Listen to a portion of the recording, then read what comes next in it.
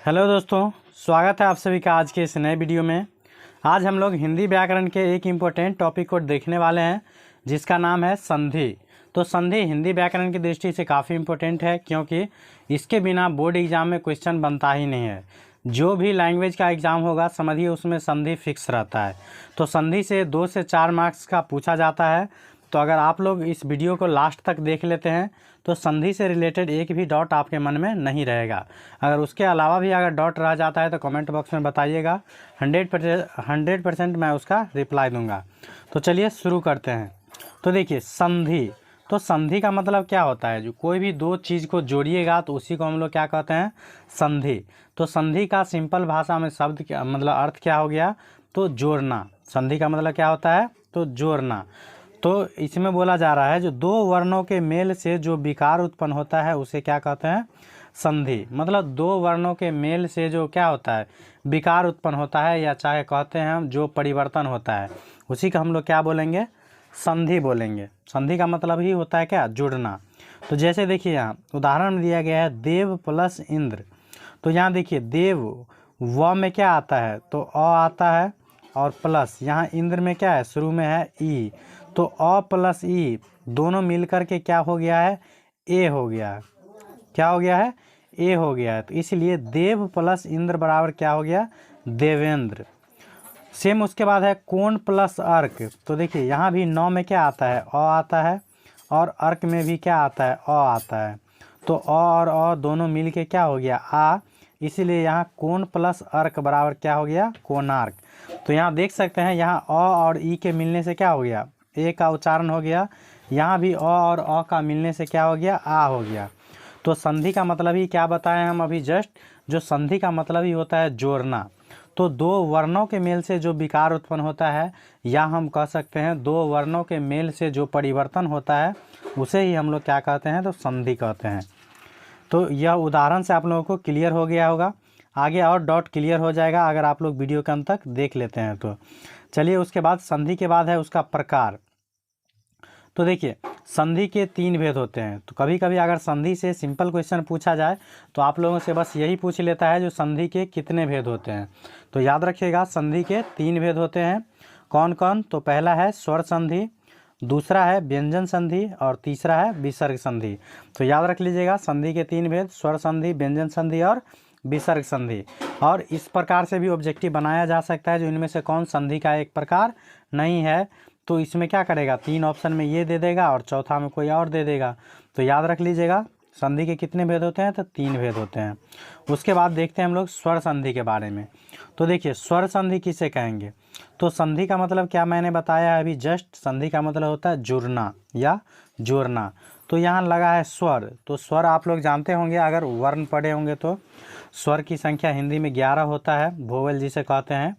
तो स्वर संधि में क्या होगा? तो दो स्वर मिलेगा आपस में। तो परिभाषा वही है जो दो स्वरों के मेल से उत्पन्न विकार अथवा रूप परिवर्तन को क्या कहेंगे? स्वर संधि। स्वर संधि नाम से ही स्पष्ट है, स्वर संधि। तो संधि का मतलब होता है जुड़ना, और स्वर का मतलब जानते हैं स्वर। जैसे अ, आ, हर्षी, दीर्घ, ई, ए, ऐ, उ, ये सब क्या है? तो स्वर है। हिंदी में स्वर की संख्या कुल 11 होती है। तो ये भी याद रखिएगा।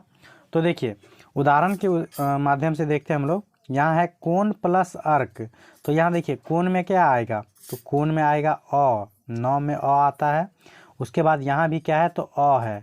तो अ और अ मिल के क्या हो जाएगा? आ हो जाएगा। इसलिए कोण प्लस अर्क बराबर क्या हो गया? कोणार्क। तो यहाँ देखिए मिला है कौन सब? तो इसमें भी क्या है? अ मिला है, और इसमें भी क्या है? अ मिला है। तो अ और अ मिल के क्या हुआ है? आ। तो यहाँ अ भी क्या है? स्वर है, ये भी क्या है? स्वर है। तो जब दो स्वर आपस में मिले उसके बाद जो परिवर्तन होता है उसे ही हम लोग क्या कहेंगे? तो स्वर संधि। उसके बाद देखिए देव प्लस इंद्र। तो यहाँ भी व में क्या आएगा? अ आएगा। उसके बाद यहाँ क्या है? ई आया। तो अ प्लस ई बराबर क्या हो जाएगा? ए। इसलिए यहाँ ए का उच्चारण हो गया। तो यहाँ भी देखिए अ क्या है? स्वर है, और ई भी क्या है? स्वर है। तो जब दो स्वर आपस में मिलने से जो परिवर्तन होगा उसे ही हम लोग क्या कहेंगे? स्वर संधि। उसके बाद देखिए भानु। तो यहाँ नु हर्षुकार है, तो यहाँ भी क्या हो जाएगा? हर्षु प्लस यहाँ भी क्या है? हर्षु। तो दोनों मिलके क्या हो जाएगा? दुर्घ उ। इसलिए यहाँ भानु में क्या हो गया? दुर्घुकार हो गया। तो यहाँ भी हर्षु और हर्षु जुड़ता है, तो दोनों क्या है, जो स्वर है। तो एक बार और सुन लीजिए गौर से, जो संधि का मतलब ही क्या होता है, तो जुड़ना। तो स्वर पीछे लगा है, तो कौन कौन जुड़ेगा, तो जब दो स्वर आपस में मिले उसे ही हम लोग क्या कहेंगे, स्वर संधि। मतलब दो स्वरों के मेल से जो विकार उत्पन्न होता है अथवा रूप परिवर्तन होता है, उसी ही हम लोग क्या कहेंगे, तो स्वर संधि। अगर वीडियो पसंद आ रहा होगा तो लाइक ज़रूर कर दीजिएगा। उसके बाद है स्वर संधि के भेद। तो स्वर संधि के भी 5 भेद होते हैं, लेकिन इसका परिभाषा इम्पोर्टेंट नहीं है उतना, इसीलिए आप लोग सिर्फ इतना याद रख लीजिएगा जो स्वर संधि के 5 भेद होते हैं। कई बार बोर्ड एग्जाम में पूछा जा चुका है जो स्वर संधि के कितने भेद होते हैं। तो जनरली स्टूडेंट क्या करते हैं, जो संधि के 3 भेद होते हैं तो वही उनको याद रहता है, तो 3 टिक लगा के निकल जाते हैं। लेकिन याद रखिएगा, संधि के पूछा जाए तो संधि के 3 भेद होते हैं, स्वर संधि, व्यंजन संधि और विसर्ग संधि। अगर स्वर संधि के भेद पूछा जाए तो याद रखिएगा, स्वर संधि के 5 भेद होते हैं। कौन कौन, तो दीर्घ संधि, गुण संधि, वृद्धि संधि, यन संधि और अयादि संधि। तो इस प्रकार के याद रख सकते हैं, दीर्घ, गुण, वृद्धि, यन और अयादि। दीर्घ, गुण, वृद्धि, यन और अयादि, ये सब क्या है, स्वर संधि के भेद है। उसके बाद संधि के जो 3 भेद होते हैं उसमें मैंने अभी स्वर का ही बताया है। उसके बाद व्यंजन और विसर्ग बचा है, तो चलते हैं हम लोग व्यंजन संधि की ओर। तो देखिए व्यंजन संधि, तो व्यंजन संधि भी क्या है, नाम से स्पष्ट है। संधि का मतलब जस्ट मैंने बताया है, जोड़ना, मतलब जुड़ना या मिलना। उसके बाद यहाँ क्या है, व्यंजन संधि। तो इसमें क्या होगा, संधि का मतलब जुड़ना और व्यंजन का मतलब होता है व्यंजन वर्ण, जानते हैं आप लोग।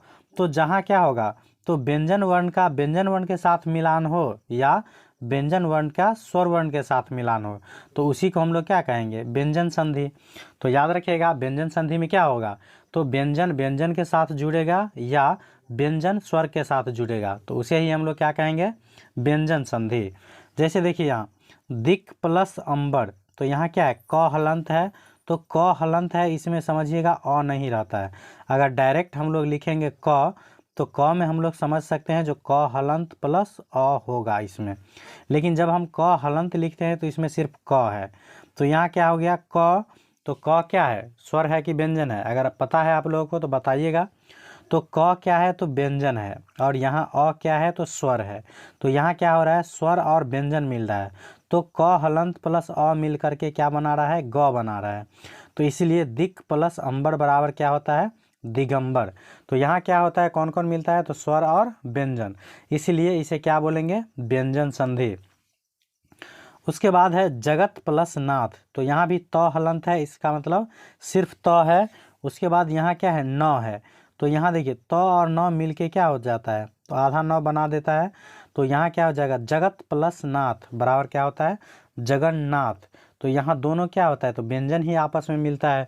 तो जब दो व्यंजन आपस में मिले या एक स्वर और एक व्यंजन मिले, तो उसे ही हम लोग क्या कहेंगे, व्यंजन संधि। उसके बाद तीसरा हमारा उदाहरण है जो उत प्लस चारण, तो यहाँ भी त हलंत है, तो उत प्लस चारण बराबर क्या हो जाएगा, उच्चारण। तो ये भी क्या है, देखिए त हलंत, तो इसमें सिर्फ त है, और यहाँ क्या है, च है। तो यहाँ दोनों क्या मिल रहा है, स्वर या व्यंजन, तो यहाँ भी दोनों क्या मिल रहा है, व्यंजन मिल रहा है। तो इसे ही हम लोग क्या कहेंगे, तो व्यंजन संधि। उम्मीद है आप लोग वीडियो समझ में आ रहा होगा। उसके बाद व्यंजन संधि के बाद है विसर्ग संधि। विसर्ग संधि किसे कहेंगे, तो ये भी क्या है, नाम से ही स्पष्ट है। संधि का मतलब जस्ट मैंने बताया है, जुड़ना। संधि का मतलब जुड़ना। और विसर्ग जानते होंगे आप लोग, बचपन में पढ़े होंगे, क विसर्ग क, उस टाइम में उतना उच्चारण क्लियर नहीं होता है, कभी सारे क बोल देते हैं, लेकिन वास्तव उच्चारण क्या हो जाता है, होता है क विसर्ग क। तो यही इसी 2 बिंदु को हम लोग क्या कहेंगे, विसर्ग कहेंगे। तो नाम यह स्पष्ट है, क्या है, विसर्ग संधि। तो विसर्ग संधि में क्या होगा, तो विसर्ग तो जुड़ेगा ही जुड़ेगा, तो विसर्ग के साथ आप स्वर जोड़ दीजिए या व्यंजन जोड़ दीजिए, सभी क्या हो जाएगा, विसर्ग संधि। जैसे देखिए नी, नी प्लस मतलब नी और विसर्ग, इसी को हम लोग क्या पढ़ेंगे, नी। उसके बाद चय, तो नी प्लस चय बराबर क्या हो गया, निश्चय। तो यहाँ देखिए, यहाँ क्या है, विसर्ग है, उसके बाद यहाँ क्या है, च है। तो विसर्ग के साथ मैंने बताया है जो स्वर को जोड़ दीजिए या व्यंजन को जोड़ दीजिए, दोनों क्या कहलाएगा, तो विसर्ग संधि ही। नाम से ही है विसर्ग संधि, तो इसमें विसर्ग रहेगा।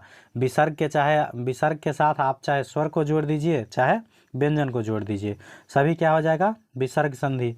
जैसे निह प्लस सार बराबर क्या हो जाएगा निस्सार। उसके बाद है निह प्लस छल बराबर क्या हो जाएगा निश्छल, विसर्ग संधि। तो देखिए इस प्रकार से मैंने संधि के बारे में कंप्लीट जानकारी बताने का प्रयास किया हूँ आप लोगों के पास। तो उम्मीद है आप लोगों को काफ़ी अच्छे से समझ में आया होगा। अगर नहीं भी समझ में आया है, कोई डाउट है इससे संबंधित आपके मन में, तो कमेंट बॉक्स में ज़रूर बताइए, मैं उसे सॉल्यूशन करने का 100% प्रयास करूँगा। उसके बाद है इसी से रिलेटेड वीडियो आने वाला है इसके नेक्स्ट वीडियो में, तो उसे देखने के लिए आप लोग चैनल को ज़रूर सब्सक्राइब कर लीजिएगा और एक लाइक ज़रूर कर दीजिएगा इस हमारी मेहनत के लिए। तो थैंक यू फॉर वॉचिंग।